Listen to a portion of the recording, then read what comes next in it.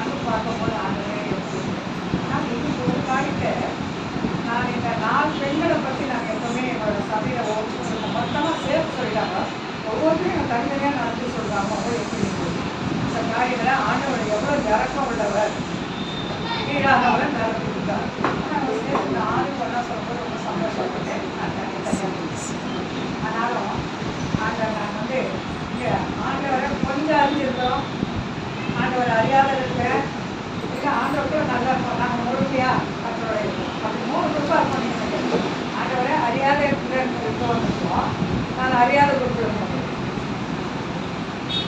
அதை சொன்னாங்க பாருங்க, ஆண்டவர் இறக்கம் பண்ணவர் எப்படிப்பட்டவங்களாம் எப்படி குறுக்கி அவங்க மூலியமா எப்படி வம்சம் வந்துருக்குன்றது அது ரொம்ப விசேஷம். ஆழ்ந்து கவனிச்சோம்னா அதே மாதிரி ஒரு பாவத்தை ஒரு பாவத்தை எப்படி எனக்கு பேரன் கொடுக்கணும், ஞானம் கொடுக்கணும், நம்ம மத்தியில் நான் சொல்லணும். அதாவது நான் ஒரு ஆர்ஃபனேஜ் அனாதையாக வரேன். 1962 4 வயசு அப்படின்னு 79 வரைக்கும். அதாவது வேத வசனம் நம்ம நினைப்போம் யாருனாலும் ஒரு தீர்க்க தரிசனம் சொல்லுவாங்களா அப்படின்னு ஓடுறோம். இதில் இருக்க தீர்க்க தரிசனம் நம்மளுக்குள்ள நிறைவேறினாலே அதான் தீர்க்க தரிசனம். வார்த்தை அட்லீஸ்ட் ஒரு 10 வார்த்தையாச்சும் நம்மளுக்கு நிறைவேறும். இதுதான் இந்த தீர்க்க தரிசனம். இதான் தீர்க்க தரிசனம். ஆண்டவராகிய இயேசுதான் தீர்க்க தரிசனம். அந்த தீர்க்க தரிசி கொடுத்துருக்கிற இந்த இருக்கலாம் நமக்கு நிறைவேறுதான் தீர்க்க தரிசனம். ஏன்னா நம்ம தலைமையில கை வச்சு சொன்னால் தான் தீர்க்க தரிசனம் நம்ம நினச்சிருக்கோம். இல்லை இல்லை, எனக்கு தான் நிறைவேறின வார்த்தைகளை சொன்னால் நீங்கள் உண்மையிலேயே அந்த 4.5 வயசுலேருந்து 1979 வரைக்கும் உண்மையை சொல்லுங்க. ஒரு தாய் தாவக்கான சொல்லுங்க. சங்கீதம் 27 என்ன இருக்குது, அதுக்கப்புறம் தாயும் கைவிட்டாலும் இப்போ நான் அப்படிப்பட்ட ஆள் தானே. தாய் தாவக்கம் வேணான்னு சொல்றப்போ அவர் என்னை சேர்த்து கொண்டதுனால அப்படி சேர்த்து அந்த நாட்கள் தீங்கான நாட்கள். ஏன்னா ஒருத்தர் பராமரிக்க முடியாத நாள். எப்படி போயிருப்போம் வாழ்க்கை. ஆனால் இன்னைக்கு நிற்கிற நாள் பேர் மத்தியில். அப்போ அந்த தீங்கான நாட்கள்ல அவரோட கூடாரம் மரல ஒய்த்து வைத்திருக்கிறாங்க. அதே சங்கீதத்துல இப்போ இது தீர்க்க தரிசனம் தானே. நான் பிறக்கிறதுக்கு முன்னாடியே என்னை பற்றி தீர்க்க தரிசனம் இது நிறைவேறும். இதுதான் நான் ரொம்ப எங்கேயும் நம்ம தீர்க்க தரிசனம் சொல்லலாம். நம்மளை பற்றி எழுதி வச்சிடலாம்.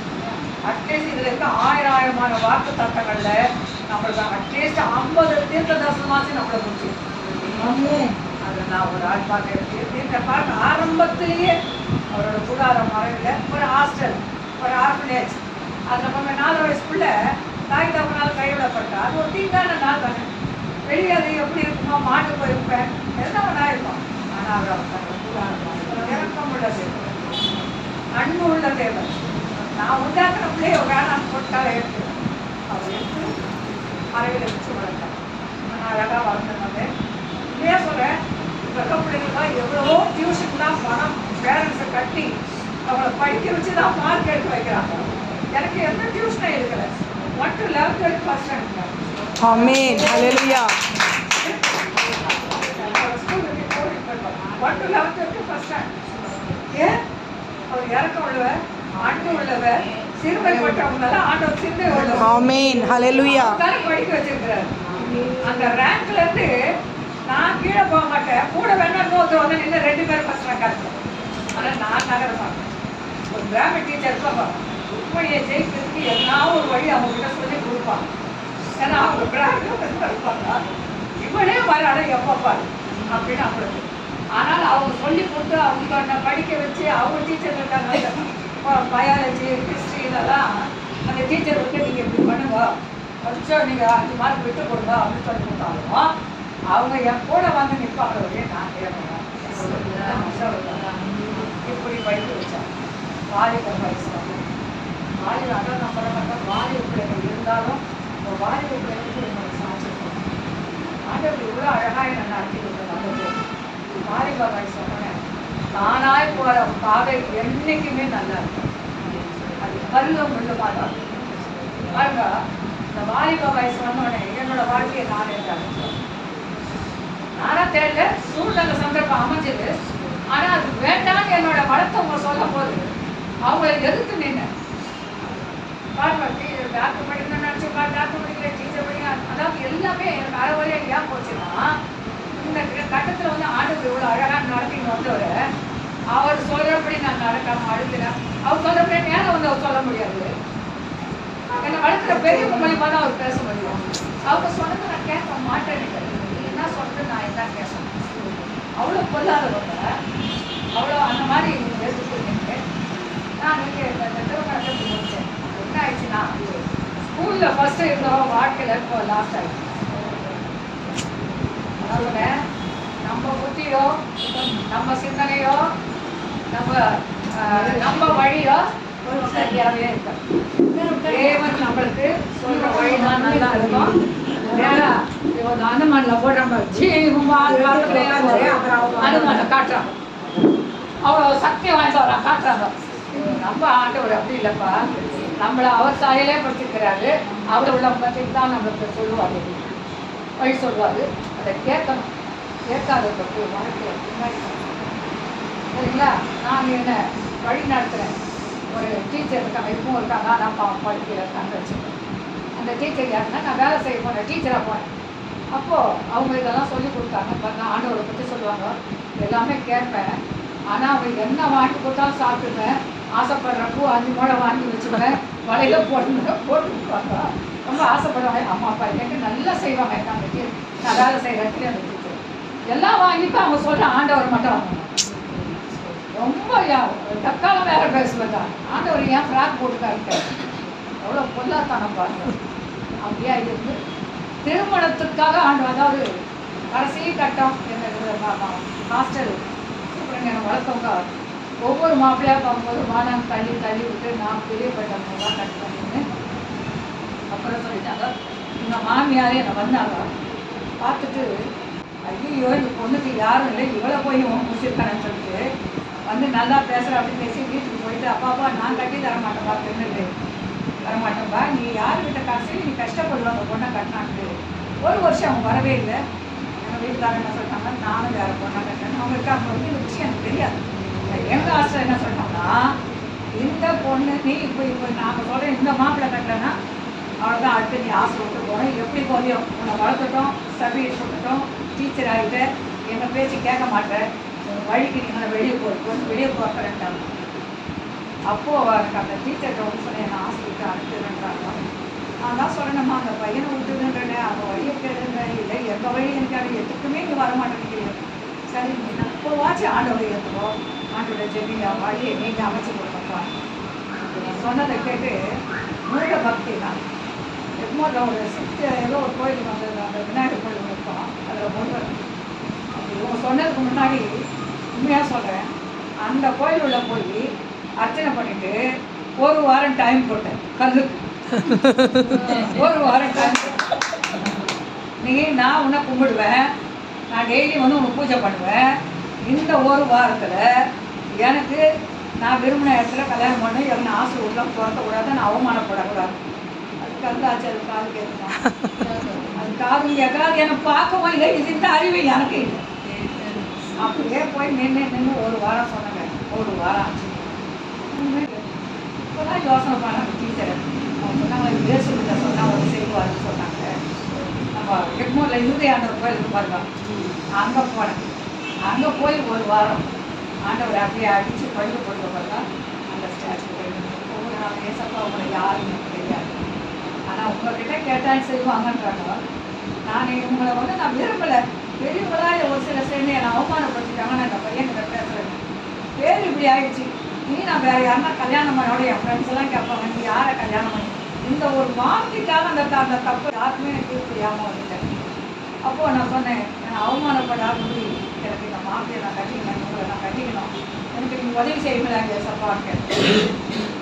ஆனால் ஒரு சொப்பனத்தை வந்து சொன்னார் ஆண்டவர் சொன்னார், ஒரு வயசானவர் சொன்னார், வானாமா என்ன மாப்பிள்ளை இந்த சொப்பனத்தை விட்டு வரும்போது.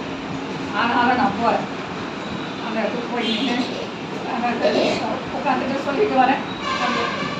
உண்மையாக சொல்லுங்க, ஆண்டவரை இந்த கல்யாணத்துக்காக நான் ஏற்றுக்கிட்டேன். அப்போ கரெக்டாக 8ஆம் நாள் எங்கள் மாமியார் வராங்க எனக்கு. அதுக்கு வந்து இவரோட பிறந்த நாள் என்ன, இவரோட நட்சத்திரம் என்ன எல்லாம் கேட்குறாங்க. அவங்களுக்கு கேட்டு 8ஆம் நாள் இங்கே கல் கேட்கல, இங்கே ஆண்டவர் ஆண்டவர் இதோட இருக்கா இல்லையா, காற்றா உலகம் இருக்கா இல்லையா, அவர் இந்த சத்தத்தை கேட்டு என்னை அவமானப்படாது போனா போச்சுப்போ அப்படின்ட்டு இந்த மாப்பிள்ளையே கல்யாணம் பண்ணி கொடுத்துட்டாரு. அப்போ என்னாச்சுன்னா ஆண்டவரை கல்யாணத்துக்காக ஏற்றுக்கிட்டு, இப்போ கல்யாணத்துக்கு ஏற்றுக்கிட்டு வந்தாச்சு. வீட்டு உள்ளே வந்தவொடனே என்ன பண்ணேன், இங்கே எங்கள் மாமியார் கூட போய் வடக்கு திருநெல்வேலியோட தெரியுமே அவங்களோட வழிபாடுங்கெல்லாம், அதில் மூத்த மருமகளும் மூத்த பெரியவங்களுக்கு போயிருக்கேன். நான் தான் எல்லாம் செய்யணும் பண்ணேன். ஆனால் இங்கே வந்தவுடனே என்ன பண்ணிட்டேன், திரும்பி ஆண்டவரை அவசரத்துக்கு கேட்டேன், ஏதோ வாங்கி கொடுத்தா அந்த டைம் வாங்கி கொடுத்தாங்க. இங்கே வந்தவுடனே கொடுத்த ஒரு மாட்டேன். என்னோட எஃபெக்ட் என்ன தெரியுமா, எனக்கு 3 பிள்ளைகள், எனக்கு 3 பொம்பளை பிள்ளைங்க. நிறைய மாதங்க ஸ்ட்ரீட் பர்த் இருக்கு, 3 நிறைய மாதம் முந்தின நாளே பிள்ளை இறந்துருக்கா, அது கூட எனக்கு தெரியாது. ஹாஸ்பிட்டலுக்கு போனால் அங்கே பிள்ளை இறந்துருக்குருப்பாங்க. ஆனால் ஒரு திரும்ப என்ன தெரியுமா, இறந்த பிள்ளை எனக்கு நார்மலாக பிறந்திருக்குங்க, நான் உயிரோடு இருக்கேன். இன்னைக்கு இறந்த பிள்ளை தானாக வருமா, அவங்களாம் இது பண்ணி நேர மாதம் பிள்ளையாச்சே, அவங்க சிசரிங் பண்ணி எடுக்கணும், பல கீழல் போட்டு என்னை எடுக்கணும். ஆனால் நார்மலாக தானாக தான் பிறந்தது, ஆனால் பிள்ளை சேர்த்து 3 பிள்ளைகள் ஆயிடுச்சு. இடையில இதோட கூட எங்கள் வீட்டுக்காருக்கு ஒரு குறை இருந்துச்சு மண்டையில். என்னன்னா அவங்களுக்கு மூளையில் ஒரு நரம்பு விட்டு மட்டும் இது தெரியாது, கல்யாணம் பண்ணியாச்சு. அவங்களுக்கு யாருன்னா வந்து டேரிங்காக போதும், இல்லை ஒரு கையால் ரத்தம் பார்த்தா போதும், அந்த மண்டை வலி வந்துச்சுன்னா அப்படியே ஓடி ஓடி நம்ம இப்போ தாம்பு கயிறை முறுக்கி சோத்தை அடிக்கிற பாருங்க, அந்த மாதிரி அவங்க மண்டையை போட்டு அடிச்சுப்பாங்க, ஓடி ஓடி அடிப்பாங்க, விட்டிப்பாங்க. அப்படியே அவங்கள போய் 10 பேர் அணைச்சி பிடிச்சி அவங்க மேலே ஏறி உட்காந்து ஏறத்தாழ 3/4 மணி நேரம் ஆகும். அவங்களுக்கு அந்த வலி போய் அவங்க தான் நிலமைக்கு திரும்பும்போது அப்படியே இப்படின்னு வாங்க, நாக்கு உள்ளே போவோம், அப்போ டக்குன்னு தண்ணி விட்டோன்னா நாக்கே போயிடும். இப்படி ஒரு போராமல் இருந்துச்சு. இங்கே ஹாஸ்பிட்டலுக்கு கொண்டு போகும்போது என்ன பண்ணாங்கன்னா, அங்கே டாக்டர் வந்து இல்லை மூளை இதெல்லாம் பார்த்தாங்க, மூளையில் ஒரு நரம்பு விட்டுருக்கு, அதை ஆப்ரேஷன் பண்ணி நம்ம சேர்த்து விடணும் அப்படின்னு. சரிங்க, எல்லாம் ஏற்பாடு ஆயிடுச்சு. நான் டாக்டர் படிக்கணும்னு பயாலஜிலாம் படிச்சிருந்தேன் இல்லையா, அதனால் ஓரளவுக்கு நமக்கு தெரியும் சயின்ஸை வச்சு மனுஷனுக்கு என்ன ஆகும் ஏதாகும் அப்படி. இவங்களுக்கு நம்ம அரைக்குறை வேலை பண்ணதால் தான் அந்த டாக்டர் படிக்காம வெளியே விடாது. அப்போ டாக்டர் கேட்டு போனேன் நான், அவரை நான் கேட்டேன், ஐயா நீங்கள் ஆப்ரேஷன் பண்ணுறீங்க, இவங்க உயிரோடு இருப்பாங்களா இல்லை நடமாடுவாங்களா, ஏமா வந்து அப்படி கேட்குறேன்னு கேட்டார். எங்கள் வீட்டுக்காரர் எங்கள் அம்மா அப்பா கிடையாது, உலகமே எனக்கு தெரியாமல் நான் வெளியே வந்திருக்கேன், இவங்க இப்போ இறந்துட்டா நான் என்ன பண்ணுறேன், உனக்கு எப்படி இது தெரியும்? நான் சொன்னேன், டாக்டர் படிக்கணும்னு நினச்சா நான் படிக்கலை, இதெல்லாம் நான் படிச்சுட்டு வந்துருக்காங்க. அப்போல்லாம் பியூசி கிடையாது, அது முன்னே இங்கேயே முடிச்சிடணும், 9th 10th 11th முடிச்சிடணும், அவங்க ஒரு பியூசி பார்த்து.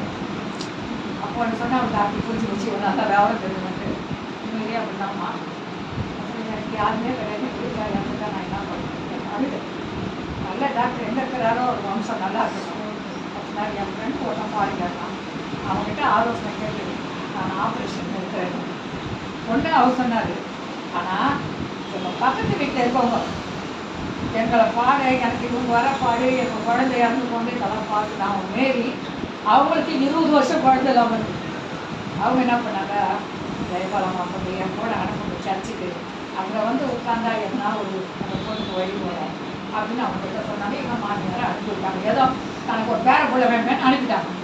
போனேன், அந்த எல்லாரும் எழுதி கொடுக்குறத பார்த்தேன். என்ன அது எழுதி கொடுக்குறாங்கன்னா, உனக்கு என்ன பிரச்சனை, வீட்டுக்காரருக்கு நம்ம அண்டை நிறைய சரியாகும், ஆப்ரேஷன்லாம் கூடாது, எனக்கு ஒரு பிள்ளை வேணும் எழுதி கொடுத்தேன். இப்போ நம்மலாம் தெரிவிக்கிற அப்படி யாரெல்லாம் எனக்காக பாரப்பட்டாங்களோ அன்னையிலேருந்து கொஞ்சம் கொஞ்சமாக அவருக்கு 25 ரூபான்னு அந்த காலத்தில் ஊசி போட்டார். இப்போ அந்த ஊசி போடலை, ஒரு வருஷமோ இன்னும் கொஞ்ச நாள் போட்டுட்டு இருந்தாங்க. இன்றைக்கி அவங்க 70 தாண்டிட்டாங்க, தமிழ்நாடு முழுசும் டிரைவராகி போனாங்க. அவங்க அந்த மாதிரியும் வரல, ஆப்ரேஷனும் பண்ணல, இன்னைக்கும் நல்லா இருக்கு. ஆனால் இந்த கணவனை ஆண்டவர் காப்பாற்றினாரு. அதே நேரத்தில் ஜெபம் பண்ணும்போது ஒரு பிள்ளை நின்று 4வது பிள்ளை, அதாவது ஆண்டவர் எப்பவும் பேசுவார், யாரோடும் பேசுவார், நான் ஒரு சாட்சி. ஒரு அம்மா சொல்கிறாங்க, நான் தூக்கி எழுந்தோம், உனக்கு இனி குழந்தையே பிறக்காது, உன் மச்சனை கல்யாணம் பண்ணி பிள்ளைய எடுத்து வளர்த்து போனேன். என்ன இது சொல்கிறாங்க. அவங்க சொன்ன அந்த நாளில் எனக்கு பீரியட் 3வது நாள். நான் தலை குளிக்கிற ஒரு சத்தம் கேட்குது. நீ என்னை நம்பாம மனுஷனை நம்மனால செத்து போன பிள்ளை கூட 1 வருஷமா நிற்காம இருக்கு, அதனால தான் அந்த அம்மா அப்படின்னு சொல்லி அந்த வயசாக. அப்போ நான் இப்படி மட்டும் ஒரு சத்தம் கேட்க இருக்குது. என்ன நம்பாம மனுஷனை நம்புறேன் பிள்ளை இல்லை ஒரு சொல்கிறேன். அப்படி எப்படி சொல்கிறேன், யாருமே 28 குற்றம் குற்றமே பார்த்துருக்காரு. இந்த 3வது சத்தத்துக்கு எனக்கு அப்படியே மின்னல் அடிச்சுது, ஷாக் அடிக்குது. அப்படியே தண்ணி ஊற்றி வந்துட்டு ஸ்கூலில் போய் இந்த டீச்சர்கிட்ட சொன்னப்போ தாயத்தம் போட்டுருக்கியான்னு கேட்டாங்க. எங்கள் மாமியார் தாயத்தம் போட்டு வச்சுருந்தாங்க, தாலி. அவங்க அந்த தாலி அவங்களே அதை கட்டி கணக்கில் கொண்டு போட்டுக்கிட்டாங்க. அதே டைமில் என்ன பையன்னா ஜேசுதாசன். அவர் 7 மாதம் வளரும் போது டாக்டர் என்ன சொன்னாங்கன்னா, பிள்ளைய நல்லா பத்திரமா பார்த்து வளர்த்தோம். நல்லா நம்ம தமிழ்நாடு டாக்டர் மாலத்திராவுண்டு பணக்காரங்களுக்கு மட்டும்தான் போடுவாங்க. எனக்கு இங்கிலீஷ்கார என்னை வளர்த்ததுனால அவர் அங்கேருந்து பணம் அனுப்புவார், அதை வச்சு அவங்க நல்லா பார்த்தாங்க. 7 மாதம் ஆகும்போது அவங்க கை விட்டுறாங்க. பிள்ளைய எடுத்துடணும், எடுத்து வேணும்னா நாங்கள் இதில் வச்சு பார்க்குறோம், ஜாலில் வச்சு பார்க்குறோம் வளர்க்குறாங்க. எனக்கு பிள்ளை நல்லா இல்லை, அழுகுன நிலையில். ஆனால் என்னை வழி நடத்துகிற டீச்சரும் அவங்க தங்கச்சியும் பாஸ்ட் வைக்கிறது வந்து எப்படி பிறந்தாலும் இயேசுக்கு கொடுக்குறேன்னு சொல்லுமா, நீ வாயால் சொல்லி நாங்களாம் ஜெபிக்கிறோம், ஒரு பொய்யை சொல்லி வெளியே வந்துருக்காங்க. அது எப்படி எங்கள் மச்சனுக்கு மதியம் போடுறாங்க. எனக்கு கொஞ்சம் அனுப்புப்பா பார்த்துட்டு வந்தாங்க. வெளியே வந்தோம், போகவே இல்லை. 7ஆம் மாதம் முடிஞ்சு 8ஆம் மாதம் அது இல்லை, நல்லா இல்லைன்னு சொல்லிட்டாங்க. வந்து வீட்டில் எல்லாரும் ஜெபிக்கிறாங்க. சொல்லுவாங்க, எப்போல்லாம் உனக்கு தூக்கம் வராமல் இருக்க எழுந்து உட்காந்து இயேசுவே உங்கள் ரத்தத்தை என் மேலே கொடுக்கு, உங்கள் ரத்தம் எனக்குள்ளே வரணும், அந்த பிள்ளைக்குள்ளே வரணும், இந்த பிள்ளை சுமக்கிற பாக்கியம் உனக்கு அப்படின்னு இந்த பிள்ளை உனக்குன்னு சொன்னான். ஆனால் நான் ஜெயிச்சபடியே நடந்துக்குன்ற ஒரு காரணம் சொன்னேன். ஸோ பிள்ளைய சுமக்கிற பாக்கியம் தான் எனக்கு பிள்ளை உனக்கு அடைஞ்சிருச்சு. நார்மலாக நான் அந்த 10ஆம் மாதம் நார்மலாக 4 கிலோவுக்கு போனோம். என் மாமியார் என்னை அடிச்சிட்டாங்க. நான் வலி தாளாமல் கட்டில் கீழே குடிச்சப்போ டாக்டர் வந்து அவனை போலீஸ் குடிச்சு கொடுத்துருக்கேன். எங்கேயோ ட்ரீட்மெண்ட் எடுக்கணும், இங்கே போட்டு அதுக்கிட்டே 4 மாதம் பிள்ளை உள்ள தெரியல 4 கிலோ கேட்குறது. ஆனால் பிள்ளை பெற்றதே ஒரு அதிசயம். மருமகன் என் மாமியார் உண்மையாக சொன்னாங்க. வருஷத்துலாம் இன்னை வரைக்கும் சாட்சி. அப்படியே அவனுக்கு ஒரு ஆண்டவர் அழுகி போன பிள்ளைன்னு சொன்ன பிள்ளைங்க இவங்களோட கொடுத்தாரு. இப்போ இவங்களுக்காக தான் இயேசு என்ன பண்ணிட்டு இவ்வளோ நல்லதை செய்துட்டாரு. இப்போ இந்த இயேசு நான் விடலாமா? இப்படி இப்போ தலையில் டாக்டர் மண்டையை திறந்து மூளையில் தையல் பண்ணனாரு. அதை செய்யாமல் இன்னைய வரைக்கும் இன்னைக்கு என் கூட நடக்கிறாரு. அப்படி ஒரு புருஷனை கொடுத்துருக்குறேன். அப்போ இந்த இவ்வளோ பேர் நன்மை செய்தன தேவனை என்னால் மறக்க முடியாமல் அந்த இயேசுவை ஏற்றுக்கிட்டு கட்ட பொறுமை அவ்வளோ பொருள். இன்னைக்கு கூட எங்கள் வீட்டுக்கு சொத்து பொருள் குடும்பத்துலேருந்து எனக்கு தள்ளிட்டாங்க. எங்கள் குடும்பம் தனியாக தான் இருக்குது இன்னைக்கு. ஆனால் ஆண்டவர் நல்லா வச்சுருக்கிறேன், தள்ளிட்டாரு. அவ்வளோ கொடுமை. எங்கள் வீட்டுக்காரால நான் படுவேன் பார்த்தா. நம்ம ஜீவானந்த ஜபத்துக்கு நம்ம ராத்திரி ஜபத்துக்கு அவங்க வெளியூர் போட்டு தானே போகிறாங்க, டிரைவருன்ட்டு போயிடுவேன். மத்தியில் கொண்டாட்சி சொல்லி கொடுத்துருவா, இன்னைக்கு ஜபத்துக்கு போவாங்க, இன்னைக்கு ஜபம்னு சொல்லி கொடுத்துருவா. எனக்கு இவன் சொல்லி கொடுக்குறான்னு தெரியாமல் உடனே சொல்ல பிள்ளைங்க நீ பார்த்துக்கிறியாமா, நான் போயிட்டு வந்தா இல்லைன்னா இல்லை இவன் அவங்கக்கிட்ட சொல்லிவிடும். அவங்களுக்கு இந்த விஷயம் தெரியாது. ஓடவங்க திரும்பி வந்து வீட்டில் பட்டு இருப்பாங்க. நாங்கள் 3 பேர் போயிடுவோம். அம்மா நம்ம கதவு திறந்து இருக்குன்னுவாங்க. என் பிள்ளை பெரிய தெரிஞ்சு போச்சு. இன்னைக்கு போயிட்டு வந்து பாத்ரூமில் பூட்டி வச்சு என்ன அடிப்பாங்க பாடுவாங்க. இன்னைக்கு கூட இந்த நாளுக்கு உடஞ்சிட்டாங்க. அவ்வளோ அடி நம்ம செய்த தாங்க முடியாமல் பிள்ளைங்களோட வீட்டை விட்டே வெளியே வந்தோம். எனக்கு இந்த சுத்தமானா நீங்களும் வந்தாங்க. அப்போது ஒரு அம்மா என்னை ஆதரிச்சு கர்மா கட்டியில் ஊழியம் செய்தியா நாங்கள் ஏசப்பாவுக்காக நான் இப்போ என்ன இவ்வளோ தர அவமானப்பட்டாங்க. பிள்ளைய முக்கியமாக நான் எனக்கு ஒரு குடும்பம் கொடுத்துருக்கிறாரு, நான் அவரை மறக்க மாட்டேன், அவருக்கு நான் ஊழியம் செய்யணும். அப்படி தான் நான் வந்தேன். வேலையாக இருக்கிறாங்க அந்த மாதிரி ஆக்சுவலி பின்னாடி அடுத்து ஊழியம் எனக்கு இருக்குன்னு தெரியாது. கத்தரை இதை செய்தாரா என்னமோ தெரியாது. ஒரு அம்மா வீடு கொடுத்தாங்க. அதை நான் குப்பை தொட்டியை சுத்தம் பண்ணி நீ இது பண்ணாங்க. குப்பை தொட்டியை சுத்தம் பண்ணி பெரியவன் எங்கள் மாமியார்கிட்ட மாட்டிட்டான். சின்ன வந்தான். அவன் நான் புழு பூச்சிமா இருக்கும், நிறைய கோணி பாயெல்லாம் போட்டு படுத்தேன். அப்படியா இந்த காலத்தில் தான் ஆண்டவர் நம்ம வாழ்க்கையில் நம்பிக்கை தீவிரமான அவங்கெல்லாம் பெரிய பெரிய ஊழியக்காரெல்லாம் ஓரளவுக்கு எனக்கு தெரியும், அவ்வளோலாம் நடந்திருக்கேன். ஆனால் இவங்க சொல்கிறாங்க பாருங்க, ஏழைகளை தூக்க மாட்டாங்க, ஏழைகளை ஸ்க்ரீனில் கொண்டாட மாட்டாங்க. அந்த சாட்சியெல்லாம் சொன்னாங்க, நீங்கள் பயப்படுவீங்க, ஒரு நேரம் போயிடும். ஆனால் அப்படிலாம் நடந்த நேரத்தில் அந்த கண்ணமாக போயிட்டு நான் சின்ன இவ்வளோன்றதுலாம் அவ்வளோ வீட்டில் வெளியே உட்கார வச்சு நிறைய சொல்லி நான் வாரம் நடத்தினேன். அப்படி வந்தவங்கெல்லாம் பேசிட்டு போயிருக்காங்க. அந்த இடத்துல 2 நான் இருந்த இடத்துல ஒரு ரட்சிக்க ஒரு அப்பு குட்டின்னு வேளாங்கண்ணி இன்னவோ அந்த கண்ணு இதெல்லாம் சொல்லுவாங்க. இந்த நிறைய பேர் வந்து பாக்குமார் இவங்கெல்லாம் பயங்கரமான இவங்க கண்ணமாப்பேட்டை எப்பவுமே ரவுடிகளால் தான் நிறைஞ்சிருக்கோம். ஒரு அப்பு குட்டி அந்த பீஸாக போவேன், எங்கேருந்து வந்த நீங்கள் ஜபம் நடத்தாருன்னு கேட்டாங்க.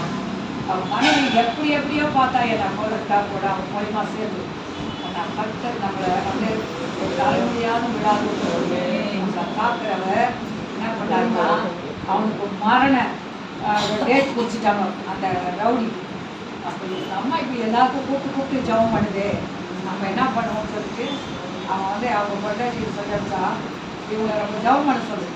எனக்கு இந்த இதுலேருந்து தப்பிச்சிட்டா அந்த அம்மாவை முடிச்சு ஏன்னா எப்போ மாதிரி என்னை வெட்டத்துக்கு காத்துட்டுருக்கான்.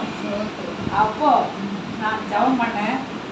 அந்த மரணத்துக்கு டேட் போட்டு அவனை வெளியே கொண்டு வர அன்னைக்கு அந்த நீதிபதி ரிட்டையர்ட் ஆகி போயிட்டான். எப்பவுமே அந்த நீதிபதி ரிட்டையர்ட் ஆகி போயிட்டா வரவர் வந்து ஒரு கருணை மனு விடுவார். இவரோட ஃபைல் மேலே நினைக்கிறது அந்த கருணை மனுவில் வெளியே வந்தார். அதெல்லாம் இவங்க ஜபத்தில் இவங்க ஏசாமிக்கிட்டே இருக்கணுமே அப்படின்னு அதோட அவன் மனம் திரும்பி அவன் மனம் திரும்பிட்டான். அவன் பின்னாடியே அவங்க பாவம். ஆனால் நான் சொன்னேன், அப்போ நீ ஆண்டவர் பிள்ளையாயிட்ட, நீ மேலே கத்தி எடுக்கக்கூடாதுன்னு சொன்னாங்களோ என்ன வெட்டுறதுக்கு இன்னும் ஒருத்தன் பிளான் பண்ணியிருக்காங்க எனக்கு